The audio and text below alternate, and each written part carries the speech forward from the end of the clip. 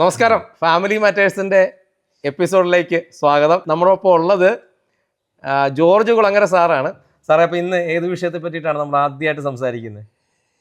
ആദ്യമായിട്ട് സംസാരിക്കേണ്ടത് വളരെ രസകരമായ ഒരു സംഭവമാണ്. ഇങ്ങനെയൊക്കെ പോയാൽ മതിയോ? മിടുക്കനാകണ്ടേ, ജീവിതത്തിലൊക്കെ വിജയിക്കണ്ടേ, ഈ പരിപാടിയൊക്കെ നിർത്തണ്ടേ? അതിനുള്ള ബുദ്ധി പറയാം, അതല്ലേ നമുക്ക് വേണ്ട. അതെ, ജീവിത നൈപുണ്യം, അതായത് ചില സിദ്ധികൾ, നൈപുണ്യങ്ങൾ അഥവാ സ്കിൽസ് എന്നൊക്കെ പറയാം. അത് സ്വന്തം വ്യക്തിത്വത്തിൻ്റെ വളർച്ചയ്ക്ക് സുപ്രധാനമായിട്ടുള്ള പല ഘടകങ്ങളുമുണ്ട്. ആദ്യം നമ്മുടെ ജീവിതത്തിൽ വിജയിക്കാൻ കഴിയണമെങ്കിൽ ഞാൻ എന്നെ തന്നെ അറിയണം,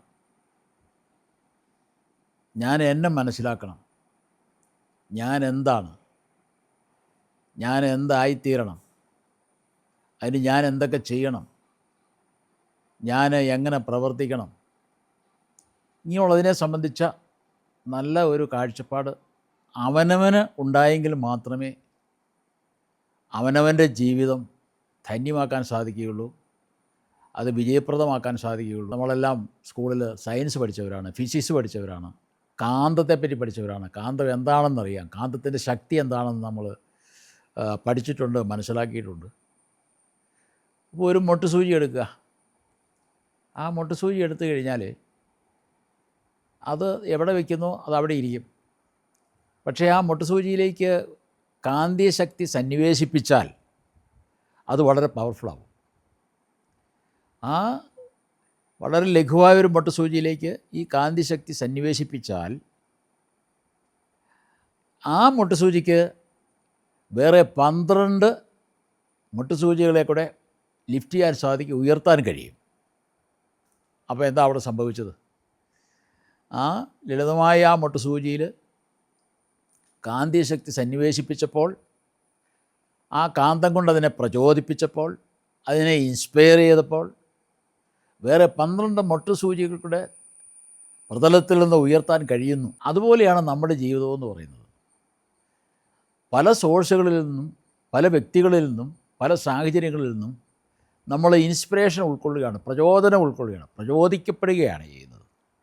ആ പ്രചോദനമാണ് നമ്മുടെ ജീവിതത്തിൻ്റെ ഔന്നത്യത്തിലേക്ക് എത്തുന്ന ഇന്ധനമായിട്ട് മാറുകയാണ്, എനർജിയായിട്ട് മാറുകയാണ്.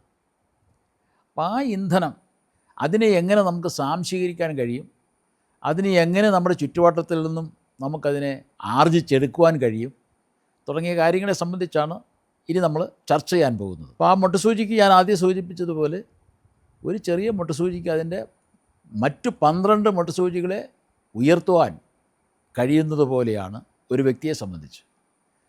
ആ മാഗ്നറ്റൈസേഷനാണ്, അല്ലെങ്കിൽ ആ കാന്തിക ശക്തിയുടെ സന്നിവേശമാണ് യഥാർത്ഥത്തിൽ വിദ്യാഭ്യാസത്തിൽ കൂടെ നടക്കുന്നത്. വിദ്യാഭ്യാസം എന്ന് പറയുന്ന ഒരു കുട്ടിയെ എന്ത് ചെയ്യുന്നു? കാന്തിക ശക്തിയുള്ളതാക്കി മാറ്റുക. അപ്പോൾ അതിലെ കാന്തം എന്ന് പറയുന്നത് ആരാ? അധ്യാപകരാണ്, ചുറ്റുപാടുകളാണ്, സ്കൂളാണ്, പരിസ്ഥിതികളാണ്, ചുറ്റുവട്ടങ്ങളാണ്, സമൂഹമാണ്, രാഷ്ട്രമാണ്, ലോകമാണ്. ലോകത്തിൽ നിന്ന് ഇതെല്ലാം ആർജിച്ചെടുക്കുക ചെയ്യുന്നത്. അതെങ്ങനെയൊക്കെയാണ്?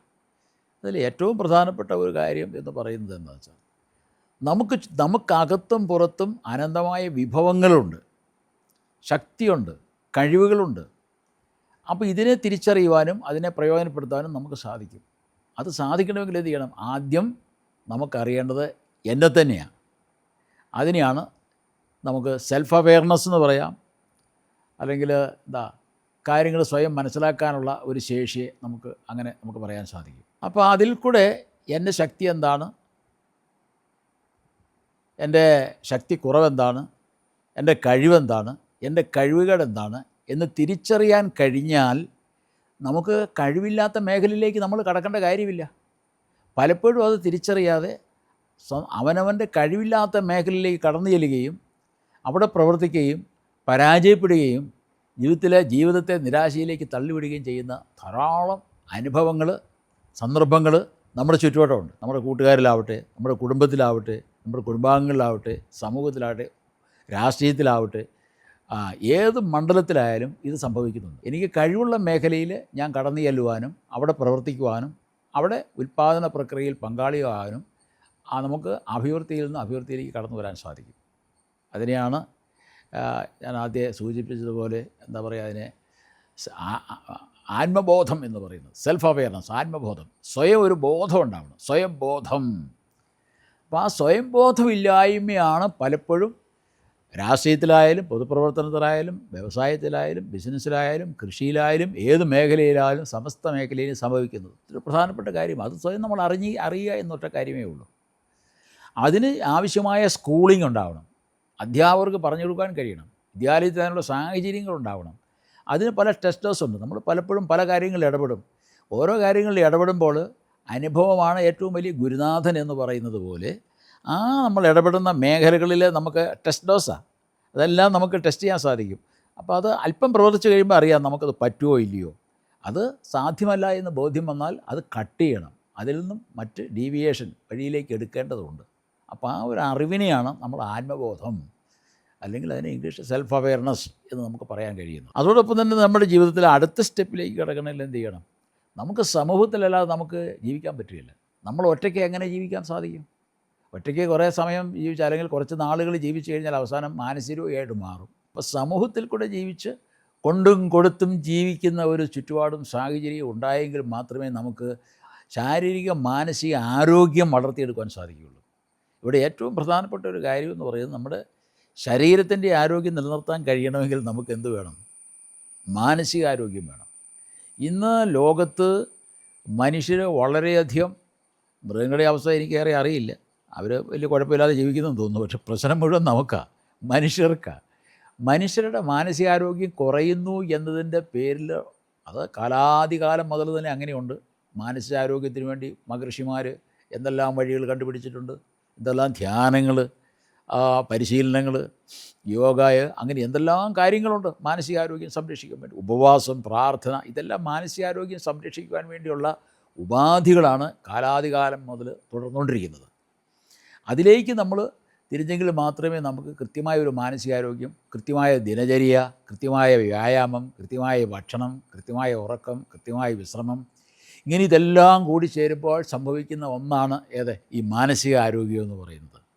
അതിനനുസൃതമായിട്ടുള്ള ചിന്തകളുണ്ടാവണം, പോസിറ്റീവായിട്ടുള്ള ചിന്തകളുണ്ടാവണം, സർഗാത്മകമായ ചിന്തകളുണ്ടാവണം, ക്രിയേറ്റീവായിട്ടുള്ള ചിന്തകളുണ്ടാവണം.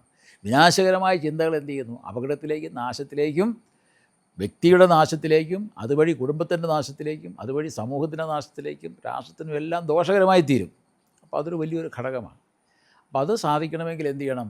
നമുക്ക് എമ്പതി എന്ന് പറയുന്ന തന്മയീഭാവം എന്നതിനെ പറയാൻ സാധിക്കും. അല്ലെങ്കിൽ എമ്പതി, അത് മറ്റുള്ളവരുടെ ദുഃഖങ്ങളും വേദനകളും ക്ലേശങ്ങളും തൻ്റേതാണെന്ന് കൂടെ ചിന്തിക്കുവാനും അത് സമൂഹത്തിൻ്റെ ഒരു ഭാഗം, ഞാനും ആ സമൂഹത്തിൻ്റെ ഒരു ഭാഗമാണ് എന്ന് തോന്നാനുള്ള ഒരു തോന്നലുണ്ടാകാനുള്ള കഴിവുണ്ടാവണം. അതുകൊണ്ടാണ് പറയുന്നത് തോന്നേണ്ട സമയത്ത് തോന്നേണ്ടതുപോലെ തോന്നാൻ കഴിയണമെന്ന് പറയുന്നതിൻ്റെ കാര്യം. വേണ്ടാത്ത സമയത്ത് വേണ്ടാതെ എന്ന് തോന്നിക്കഴിഞ്ഞാൽ അത് വേണ്ടാതേനത്ത് ചെന്ന് ചാടും. എൻ്റെ ജീവിതം എൻ്റേതാണ്, അത് വേറെ ആരും തിരിച്ചു കഴിഞ്ഞാൽ എൻ്റെ ജീവിതത്തെ ശരിയാക്കാൻ നോക്കുകയില്ല. മറ്റുള്ളവർ ഉപദേശിക്കാൻ സാധിക്കും, ഉപദേശം സ്വീകരിക്കാൻ സാധിക്കും, പക്ഷേ അത് വർക്കൗട്ട് ചെയ്യേണ്ടത്, പ്രവർത്തിക്കേണ്ടത്, കർമ്മത്തിൽ കൊണ്ടുവരേണ്ടത് എൻ്റെ ജോലിയാണ്. അപ്പം അനുകമ്പ, ജീവാനുകമ്പ, മറ്റുള്ളവരുടെ വേദനകളും ദുഃഖങ്ങളും അല്ലെങ്കിൽ അവരുടെ ശുശ്രൂഷ മനോഭാവമൊക്കെ വരുമ്പോൾ ഇത്തരമുള്ള തിന്മകൾ നമ്മുടെ ഉള്ളിൽ നിന്ന് മാറിപ്പോകും എന്നാണ് അതിൻ്റെ അർത്ഥം. അപ്പോൾ സാറേ, ഫ്രഷ് വീൽസിനൊപ്പം ഫാമിലി മാറ്റേഴ്സ് എന്ന പങ്ക്തിയുമായിട്ട് സംസാരിച്ചതിൽ പ്രത്യേകം നന്ദി. വളരെ സന്തോഷം. ഇനിയും കാണാം.